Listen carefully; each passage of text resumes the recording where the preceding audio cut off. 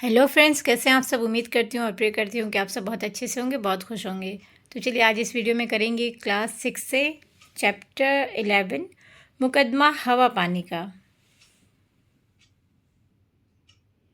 बच्चों, ये गोविंद शर्मा द्वारा लिखित नाटक मुकदमा हवा पानी का वास्तव में प्रकृति के जीवनदायी तत्वों की प्रदूषण के कारण हुई वर्तमान स्थिति का चित्रण करता है। जनता को शिकायत है कि हवा और पानी इतने प्रदूषित हो चुके हैं कि इनसे बीमारियां फैल रही हैं। पानी अपनी मर्जी से बरसता है जिससे बाढ़ आ जाती है, और हवा इतना बदबूदार है कि सांस लेना मुश्किल है। उस पर तेज़ चलती है तो सब और गंदगी फैलाती है। इस शिकायत पर पानी ने कहा कि उसका कोई दोष नहीं, मनुष्य ही उसके लिए दोषी है। पानी का संरक्षण न करना, वृक्ष और पहाड़ काटकर वर्षा का संतुलन बिगाड़ना, शुद्ध पानी के स्रोतों में शहर और कारखानों की गंदगी छोड़ना आदि अनेक कारण उनमें उसने गिनाए। वहीं हवा भी पीछे नहीं थी। उसने भी कहा कि लोगों ने जगह जगह गंदगी के ढेर लगा रखे हैं। जहरीली गैसें और धुआं हवा को जहरीली बना रहा है। कूड़ा, पॉलीथीन की थैलियाँ लोग सड़कों पर फेंक देते हैं, जो तेज़ हवा चलने पर यहाँ वहाँ उड़कर गंदगी फैलाते हैं। इस पर फैसला हुआ कि लोग पर्यावरण के दोस्त बने, सफाई की आदत अपनाएं और हवा पानी की शुद्धता बनाए रखने के प्रयास करें। इस प्रकार ये नाटक हमें पर्यावरण संरक्षण के लिए जागरूक करता है। चलिए तो देख लेते हैं। बताइए, पानी के प्रति लोगों की क्या शिकायत थी। पानी के प्रति लोगों की शिकायत थी कि पानी अब निर्मल नहीं रहा। नदियों और नहरों में बहते समय ये अपने साथ गंदगी बहा कर ले आता है, जिससे बीमारियां फैलती हैं। ख है, पानी ने उस शिकायत का क्या कारण बताया। पानी ने शिकायत का उत्तर देते हुए बताया कि ये लोग पानी की रखवाली नहीं करते हैं। नदियों और तालाबों के भीतर पशुओं को छोड़ देते हैं। पशु अपनी गंदगी पानी में छोड़ देते हैं। गांव की गंदगी भी पानी में छोड़ दी जाती है। ग है, आंधी क्या करती है। आंधी लोगों की आंखों में मिट्टी डाल देती है और सब कुछ तबाह कर देती है। घ है, अंत में राजा ने लोगों को क्या समझाया। अंत में राजा ने लोगों को समझाया कि हम हवा और पानी को अपना दोस्त मानकर उन्हें नुकसान न पहुंचाएं। इसमें हमारा ही भला और बचाव है। अब है मूल्यपरक प्रश्न। पाठ के अतिरिक्त प्रदूषण के अन्य कारण इस प्रकार हैं। जैसे पहला है, किसान ज़्यादा पैदावार लेने के कारण रासायनिक खादों और कीटनाशक का अधिक से अधिक प्रयोग कर रहे हैं, जिससे मृदा प्रदूषण हो रहा है। मृदा मतलब मिट्टी का पोल्यूशन। चलिए आगे देखते हैं।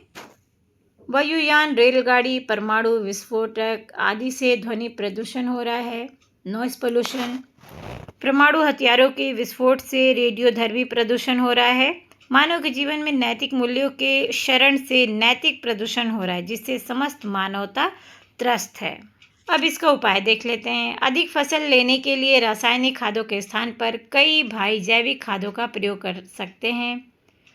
कीटनाशकों का कम से कम प्रयोग किया जाए। ई वाहनों के प्रयोग को प्रोत्साहन मिलना चाहिए। परमाणु हथियारों की रोक के लिए प्रभावी और निष्पक्ष तंत्र का विकास किया जाए। मानव जीवन में नैतिक मूल्यों की स्थापना की जाए।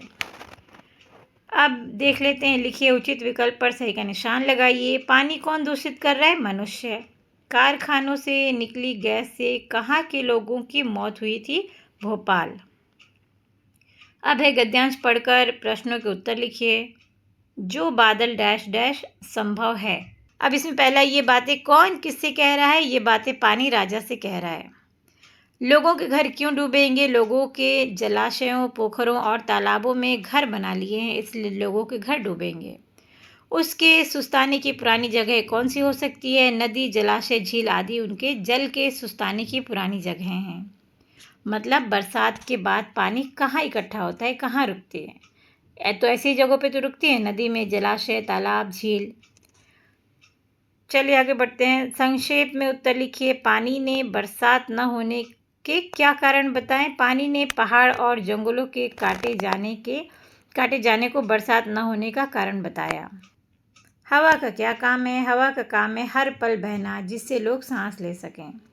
ग है हवा पानी दूषित होने से कैसे बचेंगे। लोगों के साफ सफाई के प्रति जागरूक रहने से हवा पानी दूषित होने से बच पाएंगे। अब देख लेते हैं विस्तार से उत्तर लिखिए। वृक्ष काटने से क्या बुरे परिणाम हुए हैं। वृक्ष काटने के कारण बाढ़ें आने लगी हैं, बरसात बहुत कम होती हैं, सूखा पड़ने लगा है जिसके कारण अकाल की भयावहता देखने को मिलती है। ख है हवा शुद्ध न होने के लिए मनुष्य कैसे जिम्मेदार है। लोग मरे हुए पशु पक्षियों को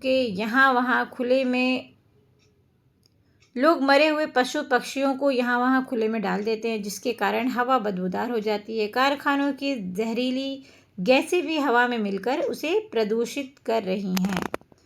लोगों ने हवा पर क्या क्या आरोप लगाए। लोगों ने हवा पर आरोप लगाते हुए कहा कि पहले की तरह खुशबू नहीं लाती, हर समय बदबू फैलाती है, उनकी आंखों में मिट्टी डाल देती है, सब कुछ तबाह कर देती है। वो अपने घरों को साफ सुथरा रखते हैं, हवा आंधी बनकर आती है और उनके घर रेत मिट्टी और कूड़े से भर देती है। अगला प्रश्न है आंधी आने के क्या कारण है। आंधी आने के अनेक कारण हैं, जैसे अंधाधुंध पेड़ों की कटाई होना, वातावरण के तापमान में वृद्धि होना आदि। जहाँ भी हवा कम होती है वहाँ ये तेज़ी से बहती है जिससे आंधी आती है। अगला है फसलों को नुकसान क्यों होता है। फसलों को नुकसान बाढ़ आने से, बारिश न होने से, रासायनिक खादों के अधिक प्रयोग से, तेज़ हवाओं या आंधियों से और जहरीली हवाओं से भी होता है। अब है विपरीतार्थक शब्द लिखिए, मतलब विलोम। दुखी का सुखी, बदबू का खुशबू, ऊंची का नीची, गंदा का साफ, दोस्त का दुश्मन, भला का बुरा। दो पर्यायवाची लिखिए। हवा का वायु समीर, घर का ग्रह और नहीं ये गलत है, ये ग्रह नहीं ये गृह होता है। ग्रह मतलब होता है प्लैनेट। ये टाइपिंग एरर है, बुक वाले अंकल ने गलती कर दी है। तो इसको हम घर का जो पर्यायवाची है वो गृह और आवास। ग पे री की मात्रा लगेगी। ये जो रेफ पदेन वाला जो र लगा है ये नहीं होगा। पानी का नीर और जल, तालाब का सरोवर जलाशय, बारिश का बरखा वर्षा, वृक्ष का विटप पेड़।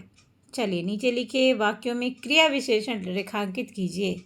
जब मैं तेज़ी से चलती हूँ तो सब वहाँ ले जाती हूँ। जहरीली गैस मुझ पर सवार होकर दूर दूर तक फैल गई।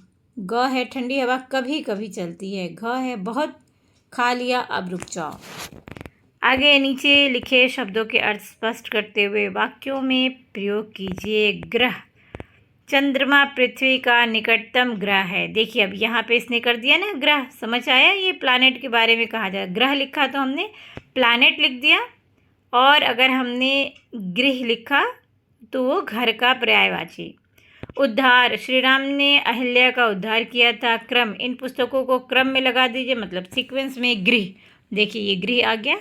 हम कल गृह प्रवेश करेंगे, मतलब घर में प्रवेश करेंगे। उधार, मैं तुम्हें उधार नहीं दे सकता हूँ। कर्म का मेरा कर्म में पूरा विश्वास है।